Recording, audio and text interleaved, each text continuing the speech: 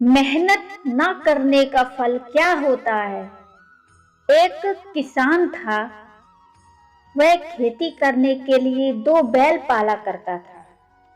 वे बैल खेती में बड़ी मेहनत करते थे, पर किसान उन दोनों का कुछ खास ख्याल नहीं रखता था। उन दोनों के लिए बस कुछ सूखी घास डालता था। बहुत दिन ऐसे ही बिताने के बाद एक बैल दूसरे बैल से बोला, हम इतनी मेहनत करते हैं और किसान हमें खाने के लिए सिर्फ कुछ सूखी घास और रहने के लिए एक गंदी सी जगह का ही इंतजाम कर पाया है। मैं तो इस फिजूल की मेहनत से परेशान हो गया हूँ।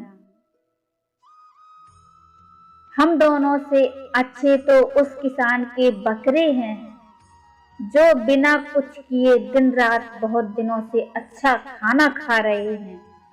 किसान उन बकरों का कितना ख्याल रखता है। ये बात सुनकर दूसरे बैल ने उसे कुछ दिन और रुकने के लिए कहा। एक दिन किसान घर जल्दी आ जाता है। उसके साथ कुछ मेहमान भी आते हैं। दरअसल किसान उनको अपनी बेटी के लिए रिश्ता तय करने के लिए घर बुलाता है।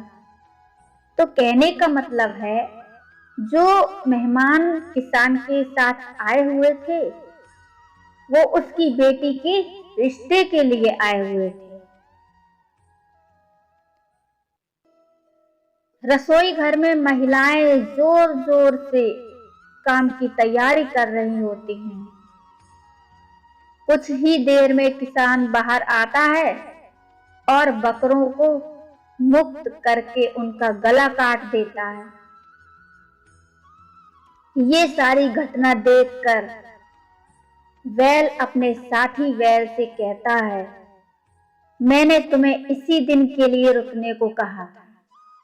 देखो मेहनत ना करने का नतीजा। ये किसान उन बकरों को इसीलिए अच्छा पिलाता था कि एक दिन वो उसे खुद खा सके। तो दोस्तों, इस कहानी से आपको क्या प्रेरणा मिली है और ये कहानी आपको कैसी लगी है, प्लीज मुझे कमेंट में ज़रूर बताइए।